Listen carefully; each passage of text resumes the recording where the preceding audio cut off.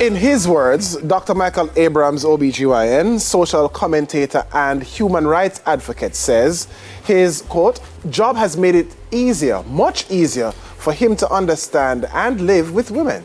And so we wanted to hear more about ways in which men can support and empathize with women. His wife will have to confirm that, by the way, but... No, man, he got permission to be here this morning. Yeah, I got permission. No, I mean, he said easier to live with. His wife will have to... Yeah, whatever. Good morning. Good morning, my friend. How are you? I'm fine. Happy International Women's Day. Yeah. So let's expand on that, Michael, because they'll say, oh, you'll never understand women. Men, you'll never understand women. Yeah.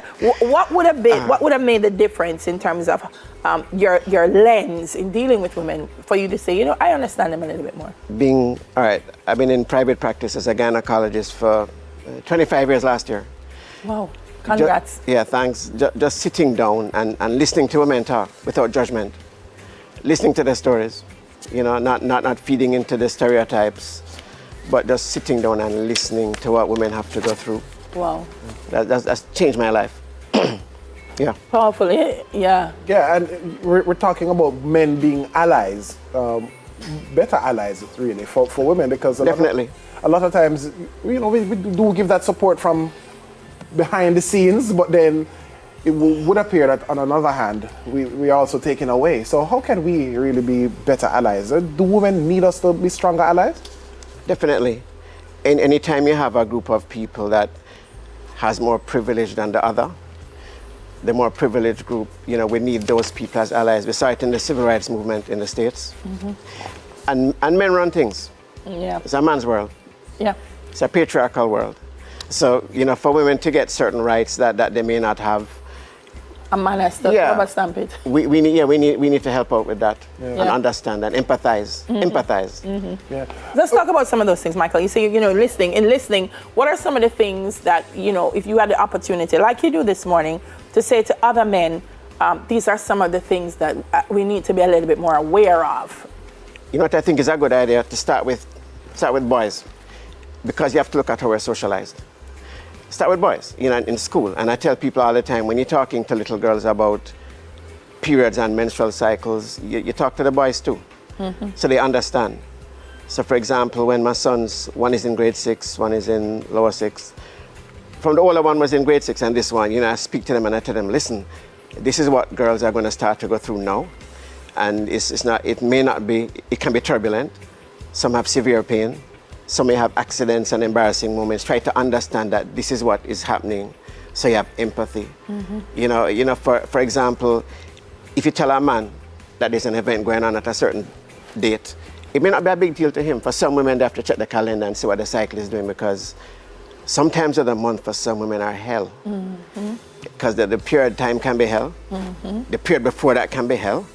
So you let the boys understand. Listen, you know, we have our issues. Men have our own issues. Yeah.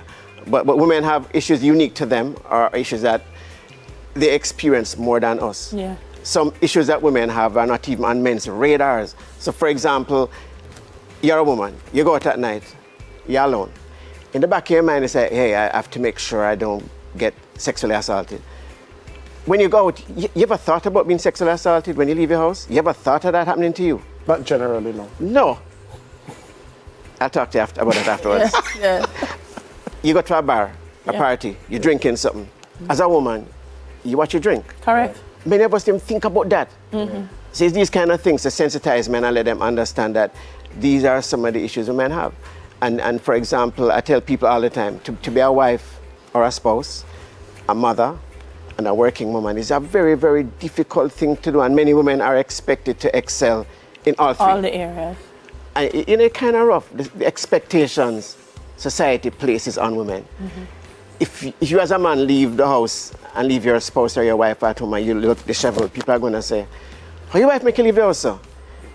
If you leave the house looking away, it's still your fault as a woman. How you leave the house look, sir? It's a lot of these things.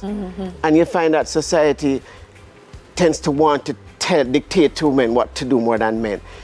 If you ever look at dress codes, like signs at hospitals or other places with dress codes, you find more restrictions for women than men, you know. Correct. More restrictions for women. Correct. I had a patient at a hospital a few months ago, and she needed food. and a friend turned up, and they actually told her she could not come into the building because she was wearing spaghetti straps. Seriously. You have so many things where we try to control you guys, tell you guys what to do, what to wear, when to get pregnant. When the pregnancy thing, you have no child, people ask you, why do you have a child? Then you have a child, and they're like, why you only have one child, one picnic and a picnic? It's so many and things. And if you have 5, them so why you have the heap of picnic them for? Yeah. You know, so yeah. But then There's a lot of things.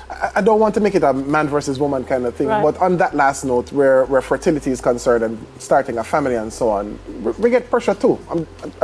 It's something I hope we step away from just overall, but I understand for women that extra pressure. Because if you're up on the truck in a dock, you know, say, you're up on the truck. You have to come off a truck. Man, I tell you to come off a truck. Right. You know? Meaning, But- and just... No, I agree with you. Because We people have our give own us a issues too. timeline. They give women a timeline, which, Right. Michael, you know, is a real timeline. And that's the thing.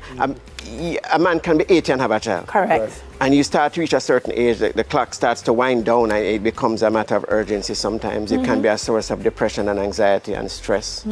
So there are many things, you know, we need to be aware of and be more sensitive about. Yeah. Be sensitive about.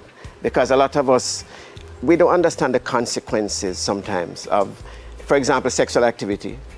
You say a woman, you wanna do this, and you don't think that this woman has feelings though.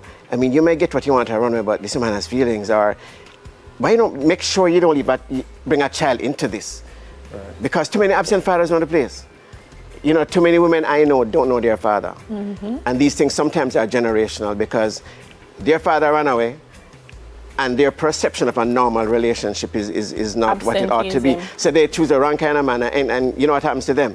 Their children end up with absent fathers too, and these things become generational. Yeah. So we fix this in the home, essentially is what you're saying. That's a good place to start. But you see, the problem in Jamaica is that so many homes are so broken.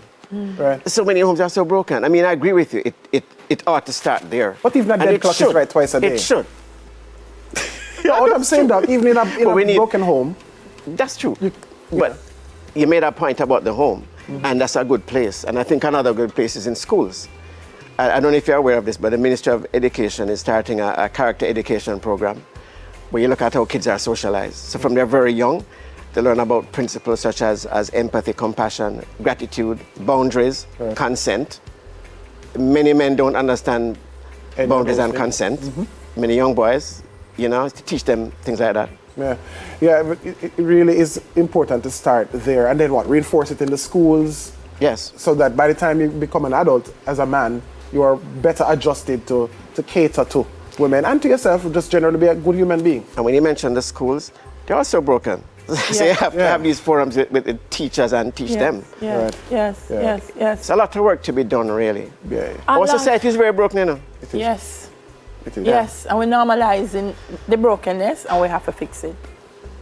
Unfortunately. Yeah. All right. Always great to have you, Michael. Yeah, and the time flies so fast. Unexpectedly, every time the interviews are worthwhile. I want to answer you so bad. I'm I know, gonna call which you is after why the I show. do it I'm gonna often. call you after. I'm gonna WhatsApp you with some emojis. OBGYN, social commentator and human rights advocate, Dr. Michael Abrams. I'm a friend, man. I'm a friend. Coming up, a chat with Jamaican-born New York Times best-selling author, Nicola Yoon.